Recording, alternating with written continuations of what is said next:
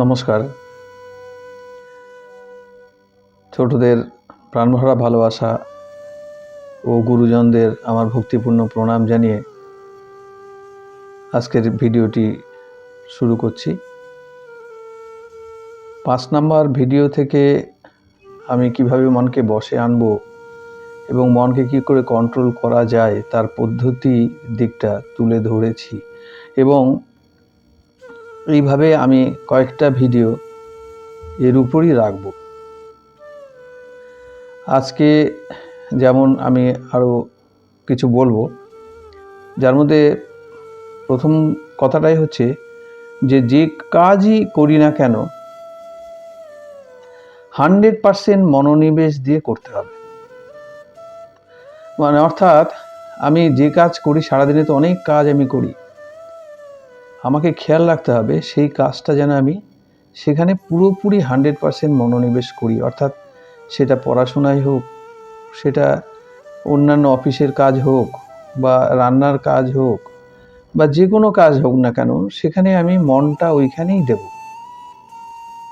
তা না হলে তো আমি যদি একসঙ্গে এই কাজ করি এবং অন্যদিকে আমার মন থাকে, তাহলে সেই ক্ষেত্রে অনেক রকমের মনেরও এদিক ওদিক সেদিক চলাচল শুরু হয়ে যাবে এবং আমারও কাজে যেহেতু ধ্যান নেই, সেই হেতু অনেক রকমের বিড়ম্বনা বা অ্যাক্সিডেন্ট, নানান ধরনের।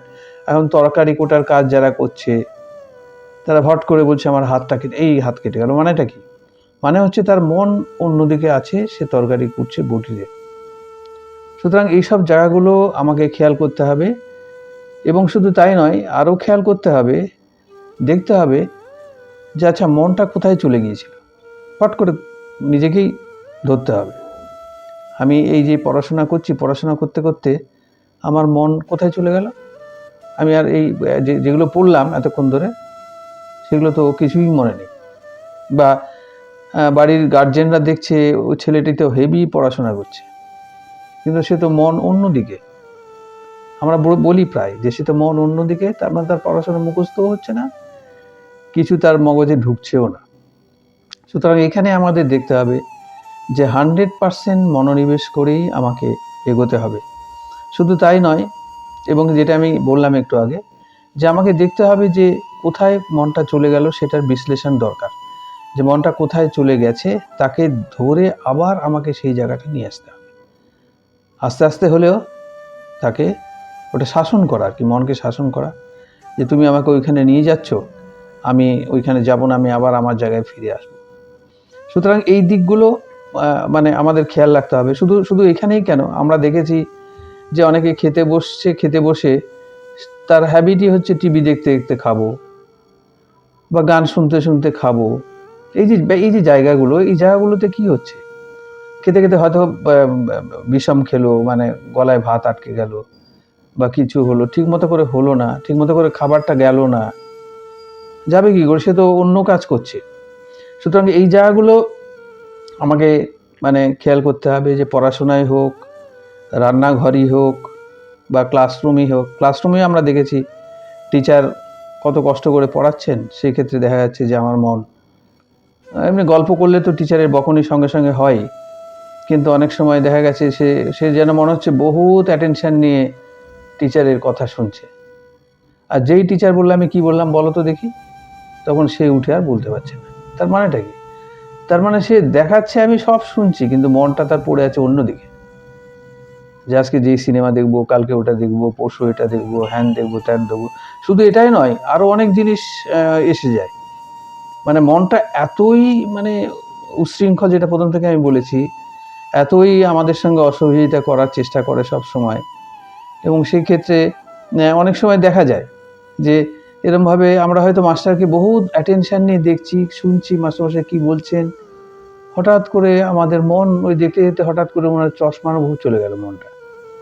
চশমার উপর গিয়ে মনে হলো স্যারের এই চশমাটা তো ভালোই লাগছে, চশমাটা গোল না হয়ে লম্বা হলে ভালো হতো, আমার চশমাটা তো স্যারের থেকে ভালো। করে করে চশমা নিয়ে আমার মায়েরটা ভালো, আমার অমুকেরটা ভালো, আমি কালকে চশমা কিনতে যাবো, কাল চোখ দেখাতে পারবো না। বিকট ধরনের চিন্তায় বহুত দূর চলে গেছে, ওই চশমা নিয়েই সে কাটিয়ে দিল গোটা ক্লাস। সুতরাং ওই জায়গাটা আমাকে খেয়াল রাখতে হবে, তাকে বেঁধে ধরতে হবে ছট করে। মানে মন যখন একটা জায়গায় চলে যাচ্ছে, তাকে ধরে এনে আবার সেই ক্লাসে ঢুকিয়ে দিতে হবে, যে না তুমি এখন ক্লাস করছো, স্যারের লেকচার শোনো, মন দিয়ে শোনো। হ্যাঁ, অনেকে এরকম আছে মর্নিং ওয়াক বা হ্যান্ড ওয়াক করছে, হ্যাঁ হ্যাঁ করে গল্প করতে করতে সব ওয়াক করছে। তাহলে তার কি কি বেনিফিট সে সেখান থেকে পাবে? এই জায়গাগুলো মানে একটা দেখার ব্যাপার আছে, যে আমি মানে কিভাবে এই মানে আমি কিভাবে মনকে বাঁধবো, এই জায়গাগুলো যদি খেয়াল করা যায় তাহলে দেখতে পাবেন যে হ্যাঁ এটা তো প্র্যাকটিক্যাল ইয়ের সঙ্গে মিলছে। তাহলে আর শুধু এটা আমি কেন বলছি যে 100% মনোনিবেশ করে একটা কাজে, যেই কাজে আমি করছি সেই কাজে যদি আমি মন দিই, তাহলে আর একটা জিনিস আমার হয়, সেটা হচ্ছে সারাদিনের যে কাজ, আমি বলবো তো সারাদিনই আমি ধ্যানে ছিলাম, আলাদা করে আমার ধ্যান করার আর দরকার নেই। কেননা ধ্যান মানেই তো, মেডিটেশন মানেই তো আমি বসে বসে একটা জায়গায় মনটাকে ফিক্স করে রাখি, ফিক্স করে 0.5 ঘন্টা 1 ঘন্টা বসে আছি, সেই চিন্তায় আমি করছি। ইষ্ট দেবতা হতে পারে, সেটা কার ঠাকুর হতে পারে, সেটা মানে যার যেরকম পছন্দ আর কি, সেরকম একটা মনে করে সেই নিয়ে ধ্যান করা। তো এখানে আমি ইষ্ট দেবতা বা ঠাকুর না করে আমি আমার কাজের মাধ্যম দিয়ে ধ্যান করছি, 100% চিন্তা ওটাই করছি। রান্না করছি তো রান্নাই করছি, এই হলুদ দিলাম, এই লবণ দিলাম, কতটা লবণ দিলাম। অনেকে থাকে চায়ের মধ্যে লবণ দিয়ে দিল, মানেটা কি? বা তরকারির মধ্যে হলুদের মাত্রা বেড়ে গেল, এগুলো সব মানে আনমাইন্ডফুল, মানে মনের এই জায়গাটা মানে অন্য জিনিসে চিন্তা করতে করতে কাজ করে।